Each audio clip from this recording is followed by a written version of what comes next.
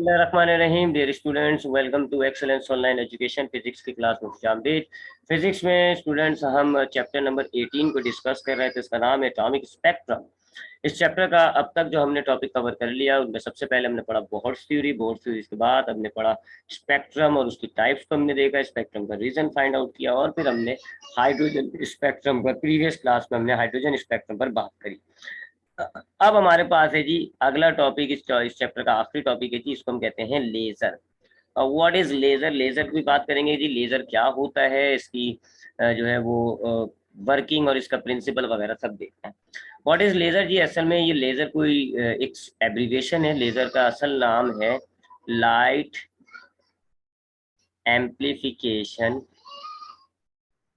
Light amplification by stimulated emission stimulated emission of radiation। ये जी असल में इतना बड़ा नाम है, ठीक है जी। तो इसको आपने शॉर्ट फॉर्म कर दिया जी, LASER। Light amplification by stimulated emission of radiation. Light amplification का मतलब हमने ट्रांजिस्टर में एम्प्लीफिकेशन पढ़ा था कि एक वीक सिग्नल को अगर हम एक एम्पलीफाइड करते हैं, उसको बड़ा करते हैं, उसको आप कहते हैं एम्प्लीफिकेशन। यानी ऐसा एक छोटा सा सिग्नल है जी, आप उसको ऐसा बड़ा कर दें, ये एम्प्लीफिकेशन कहलाती है। लाइट एम्प्लीफिकेशन से मुराद होता है जी आपके पास लो एनर्जी वाली लाइट है, आप उसको हाई एनर्जी वाली लाइट करते हैं, उसको आप लाइट एम्प्लीफिकेशन कहते हैं। यानी लेजर नाम की डिवाइस में एक तो पहली बात है लाइट एम्प्लीफिकेशन हो रही होगी, लाइट की एनर्जी में इजाफा हो रहा होगा। दूसरा बाय स्टिमुलेटेड इमिशन। अब ये जो हम लाइट एम्प्लीफिकेशन करेंगे ये किस मेथड से करेंगे? ये हम करेंगे स्टिमुलेटेड इमिशन वाले मेथड। अब ये स्टिमुलेटेड इमिशन क्या होता है ये हमें देखना होगा। और किस चीज की स्टिमुलेटेड इमिशन करेंगे जी? रेडिएशन की। जाहिर बात है लाइट इज अ रेडिएशन, तो इसलिए हम उसकी करेंगे। तो ये लेजर होता है जी स्टिमुलेटेड इमिशन नाम के एक प्रोसेस के जरिए हम लाइट को एम्पलीफाई करेंगे। एम्पलीफाई करने से क्या होगा जी? लाइट एक तो हाईली एनर्जाइज हो जाएगी, यूनी डायरेक्शनल होगी और वो लेजर हो जाएगी। ज्यादा एनर्जी होती है लाइट, लेजर लाइट में ज्यादा एनर्जी होती है निस्बतन आपके नॉर्मल रोशनी की। तो ये लेजर हम क्या करेंगे? स्टिमुलेटेड इमिशन के जरिए लाइट की एनर्जी में इजाफा कर देंगे और ये लाइट जो है हाईली एनर्जाइज हो जाएगी। अब जो लेजर इंस्ट्रूमेंट होता है आपने देखा होगा ट्यूब की तरह की होती है, ट्यूब की तरह होती है जी, और इसमें से आप जो है बटन वटन दबाते हैं, लाइट वाइट निकलती है। ये जो लाइट निकल रही होती है जिसको आप लेजर लाइट कह रहे हो, तो एक तो ये हाईली एनर्जाइज होगी, हम बात कर चुके हैं ऊपर, क्योंकि एम्पलीफिकेशन की भी होगी, लिहाजा एक तो ये लाइट जो है वो हाईली एनर्जाइज होगी। दूसरी बात यूनी डायरेक्शनल होगी, यानी आपने पढ़ा है जी कि लाइट जो है प्रोपगेट इन ऑल डायरेक्शन, यानी लाइट जो है वो सोर्स से हर तरफ निकलती है, ठीक है जी। ये एक अगर बल्ब है और इसमें से लाइट निकल रही है तो हर तरफ निकलेगी, लेकिन यहाँ पर आप देख रहे हो सिर्फ एक पर्टिकुलर डायरेक्शन में निकलेगी, यूनी डायरेक्शनल, एक डायरेक्शन वाली लाइट होती है लेजर में से जो निकलती है, और मोनोक्रोमैटिक होगी। मोनोक्रोमैटिक का भी मतलब आप जानते हैं, जो व्हाइट लाइट होती है उसमें जो है 7 अलग अलग लाइट्स होती हैं, हर सातों लाइटों को आप कहते हो मोनोक्रोमैटिक, यानी एक कलर वाली। तब आपको या तो ये रेड होगी तो बस सिर्फ रेड ही होगी, या ग्रीन होगी, ऐसे।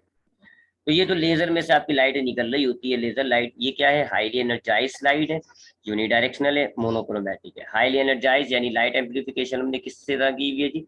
स्टिमुलेटेड इमिशन के जरिए। अब इसका प्रिंसिपल देखते हैं जी कि किस तरीके से लेजर जो है वो काम करता है। लेजर का प्रिंसिपल या वर्किंग कह लें आप, वर्किंग या प्रिंसिपल देखते हैं जी।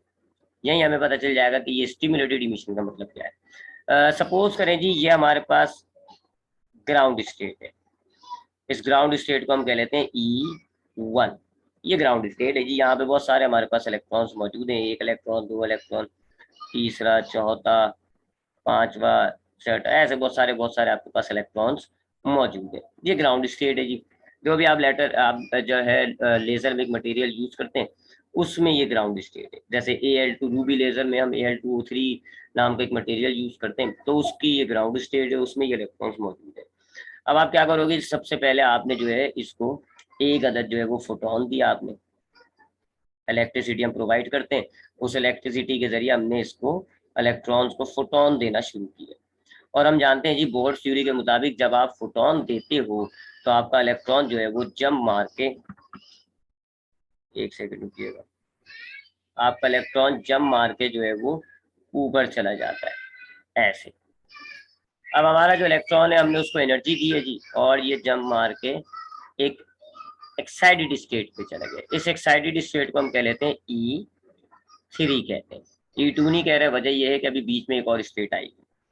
तो हमारे पास ये जो है इलेक्ट्रॉन था, ये वाला इलेक्ट्रॉन था, हमने एनर्जी दी है। तो जब हमने एनर्जी दी है तो जाहिर बात है यहाँ से ये कट जाएगा।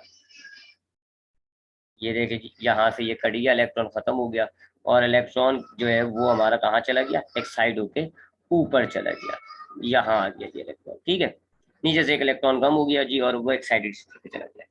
ये तो जी ये जो चीज हुई है, जो कि बोहर्स मॉडल के पूरे एंड मुताबिक हुई है जी, कि आपके पास एक इलेक्ट्रॉन ग्राउंड स्टेट पे होता है, आप जब उसको एनर्जी देंगे तो इलेक्ट्रॉन फोटोन एब्जॉर्ब करेगा और एक्साइटेड स्टेट पे चला जाएगा। इसको हम कहते हैं, पहला प्रोसेस हुआ है ये, इसको हम कहते हैं stimulated spontaneous absorption. Spontaneous absorption ये हुआ है जी स्पॉन्टेनियस एब्जॉर्प्शन। यहाँ हम नंबर 1 डाल देते हैं जी, ताकि हमें पता चल जाए कि यहाँ क्या हुआ है, स्पॉन्टेनियस एब्जॉर्प्शन। ये तो स्पॉन्टेनियस एब्जॉर्प्शन हो गया। अब क्या होगा जी, अब आपके इलेक्ट्रॉन्स जो है वो यहाँ E3 से हमें पता है अकॉर्डिंग टू बोहर्स थ्योरी, अब ये अनस्टेबल स्टेट होती है। जो एक्साइटेड स्टेट होती है वो अनस्टेबल होती है, यहाँ इलेक्ट्रॉन टिकेगा नहीं, बल्कि वापस अपनी गेन एनर्जी को लूज कर देगा, अपनी जो एनर्जी हासिल हुई है उसको ये रिलीज करेगा, और ये एक लोअर ऑर्बिट में आ जाएगा। जरूरी नहीं है ग्राउंड स्टेट में आए, किसी भी स्टेट में आ सकता है। तो ये जो है इस केस के अंदर ये ग्राउंड स्टेट में नहीं आएगा, अलाउ नहीं है। तो अब क्या करेगा जी, आपका ये जो इलेक्ट्रॉन है ये थोड़ा सा फोटोन जो है वो रिलीज कर देगा, एक फोटोन इसने रिलीज कर देगा। इसको आप कह लो एक मिनट रुकिएगा,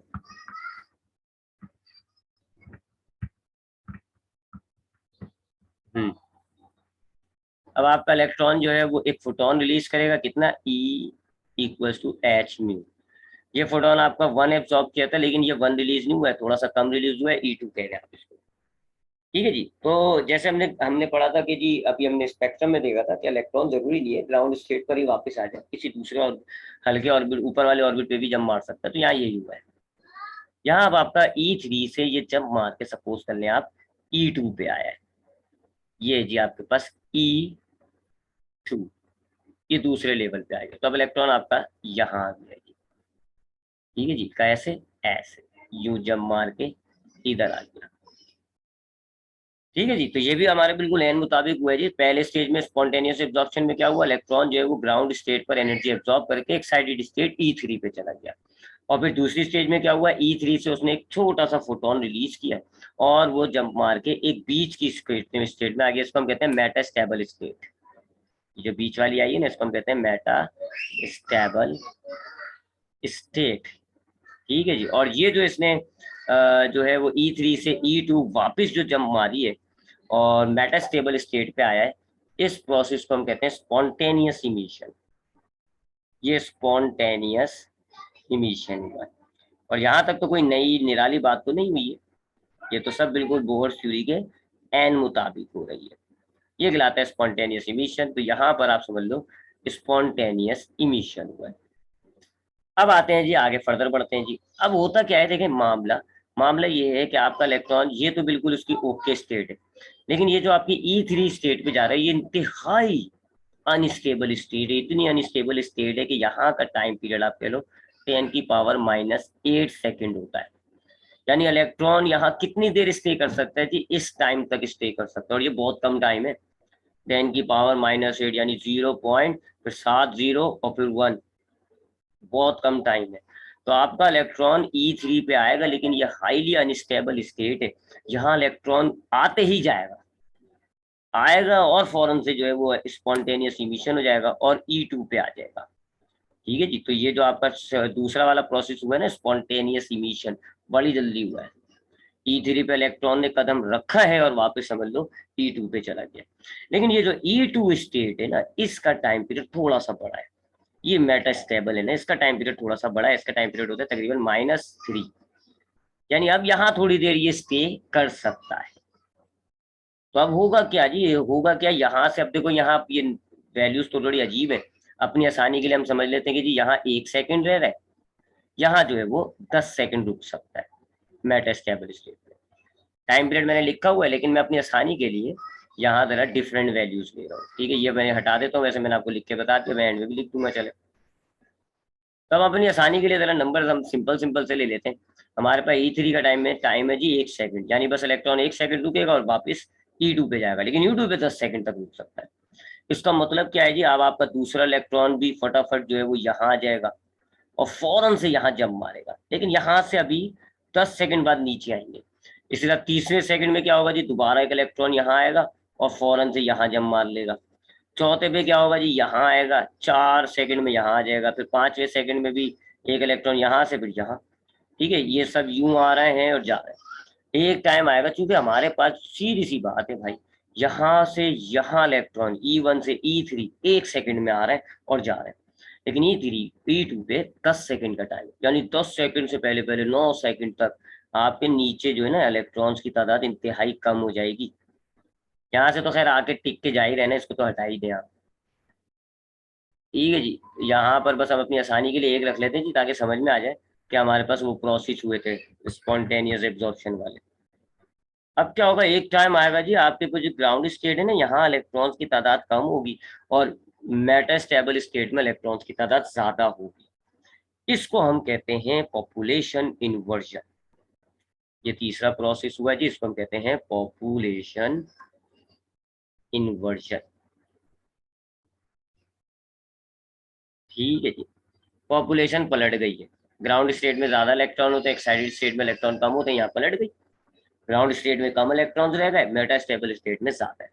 अब जब पॉपुलेशन इन्वर्जन होगी तो अब हम एक निराला काम करेंगे, हम इन इलेक्ट्रॉन्स को जो मेटा स्टेबल स्टेट में है, इनको फर्दर एक फोटोन प्रोवाइड करना शुरू करेंगे, फोटोन देंगे जिनको फर्दर एनर्जी देंगे। अब इनकी ऑलरेडी एनर्जी थी, अभी तो एनर्जी है ना, क्योंकि ये दूसरे ऑर्बिट पर है, एनर्जी थोड़ी ज्यादा है।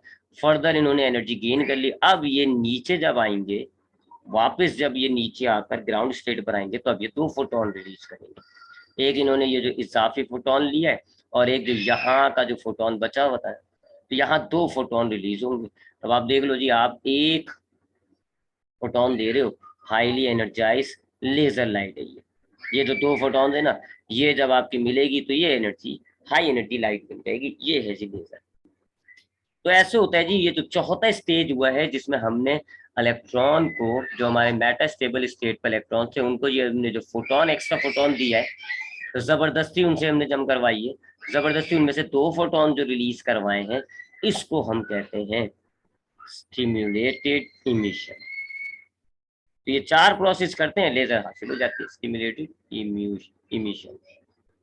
सबसे पहले हम क्या करते हैं, हमारे पास जो मटेरियल्स होते हैं उनके ग्राउंड स्टेट से इलेक्ट्रॉन को E3 पर लेके जाते हैं, इसको हम कहते हैं स्पॉन्टेनियस एब्जॉर्प्शन।